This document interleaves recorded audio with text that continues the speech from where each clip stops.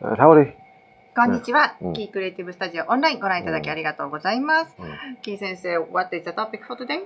Okay, I wanted to do a quick tip in terms of how to make sure that you're when you draw a head in like a three-quarter position that you keep it in proper perspective. はい、今日のトピックはですね、頭部を描くときにスリークォータービュー斜め前から見た時の頭部ですね。これを描くときにパースをしっかり取るためにはどうしたらいいかっていうことについてお話しいただきます。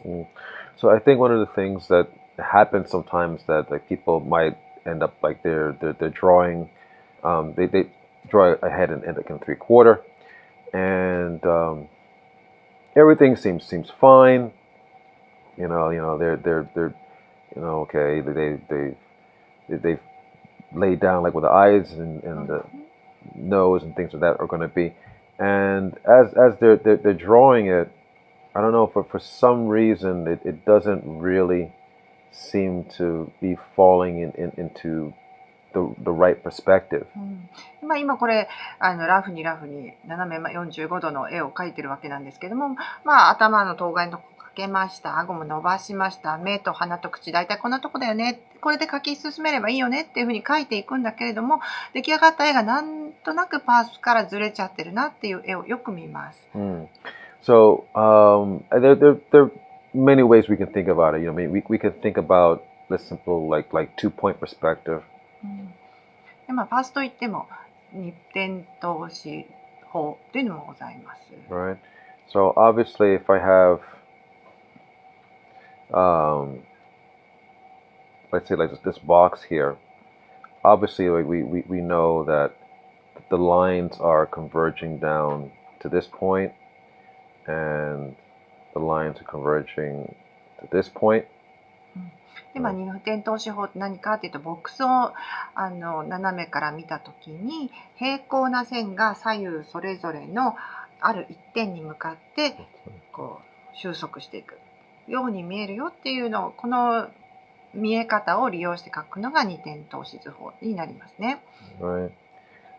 So that's how we get like a 2-point perspective. Now this can be, yeah, basically we have like these converging lines. Like so, right?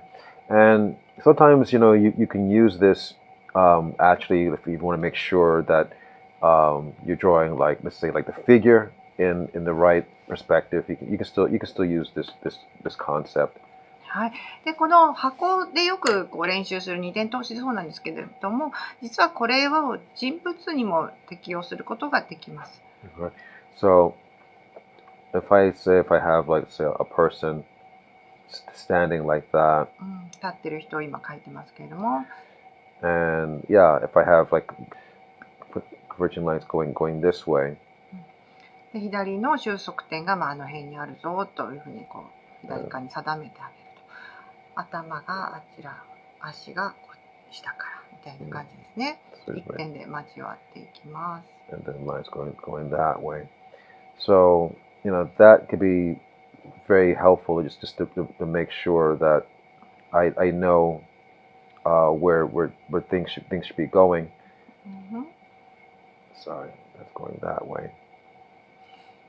で右の方にも消失点があるっていうふうに仮定して線を今引いてあげてるわけなんですけれど、これの補助線、パースの補助線を引いてあげると何が便利かっていうと、全てのものが同じ点に向かって収束するっていうことが分かっているので、とてもいいガイドになってくれます。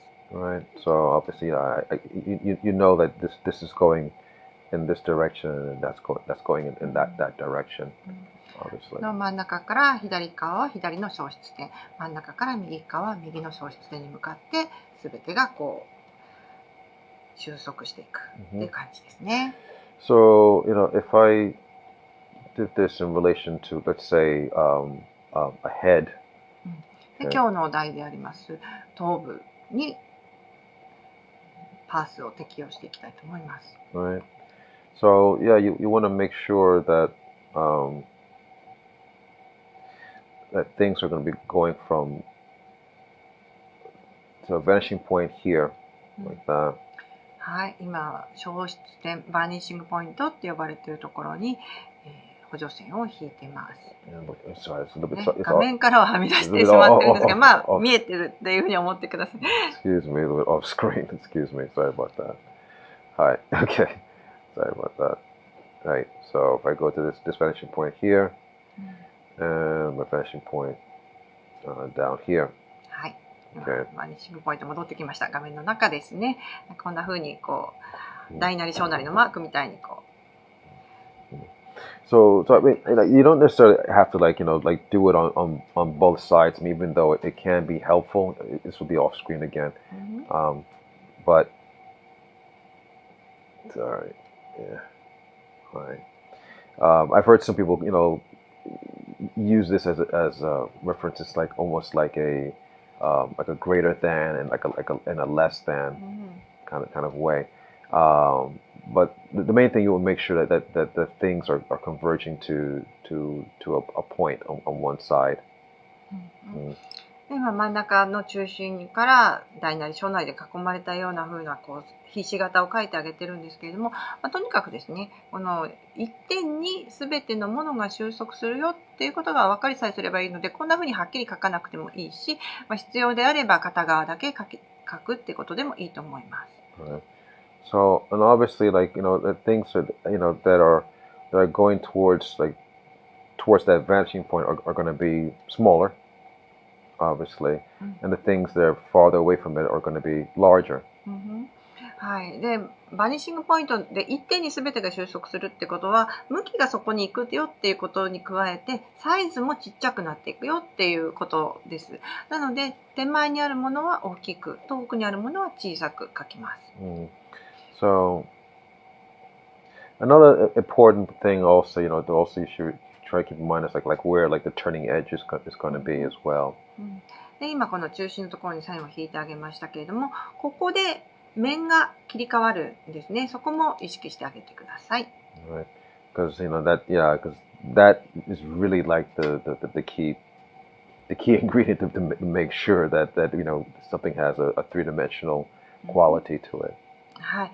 で今描いている頭部っていうのは立体感を持って描きたいっていうのがありますので、この面の切り替えがどこにあるか、そこからこう面の向きが異なっているよっていうのはしっかり認識してあげるといいと思います。そうすると立体感がぐっと増してきます。So, but I mean, don't get like bogged down and saying, I have to draw like all these lines. I think just having just these two lines here is it's enough, just as a guide, just to make sure that things like stay in the right perspective. はい。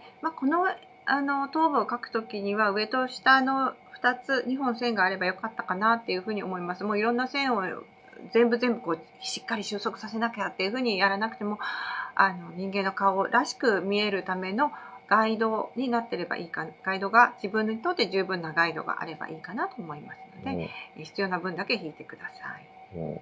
So, because it's really actually, this I've heard some people say, quite frankly, if you know your perspective, it's really not that important to dwell so much on it. You really should focus really on drawing, really. But if you don't know your perspective, then it really is very, very important.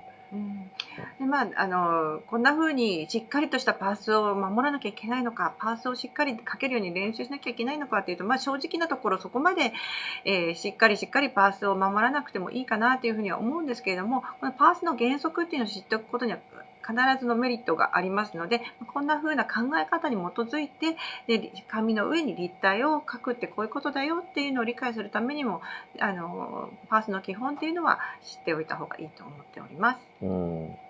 And also, if it's possible, sometimes when you're drawing, you want to check, make sure, because our perception is always a little bit off sometimes.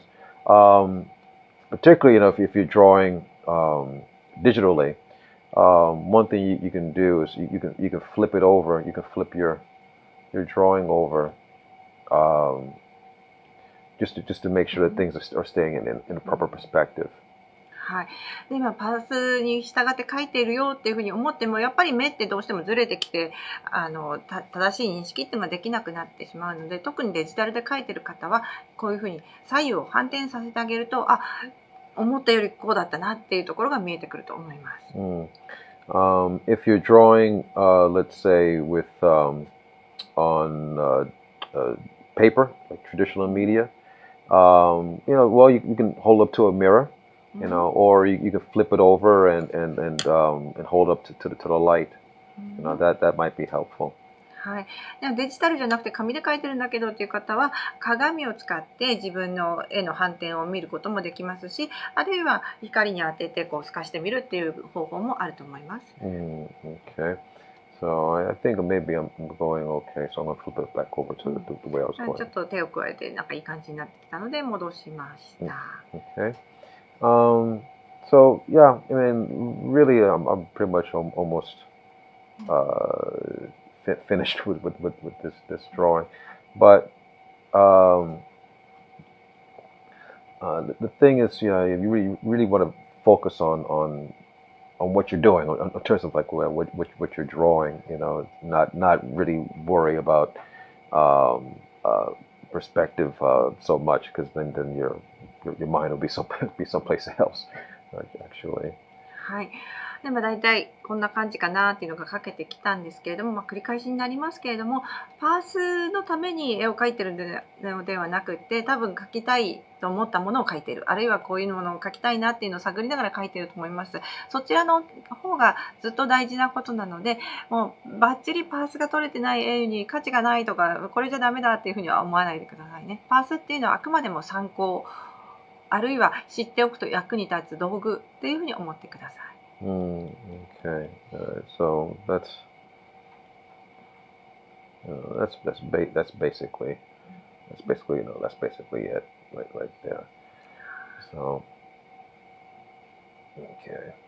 You're surprised about something. I ちょ don't っと know. ね、なんか見て、あってこう目を見 Mm, 開いたところな感じに見えてればいいなと思います。mm, いかがだったでしょうか。okay.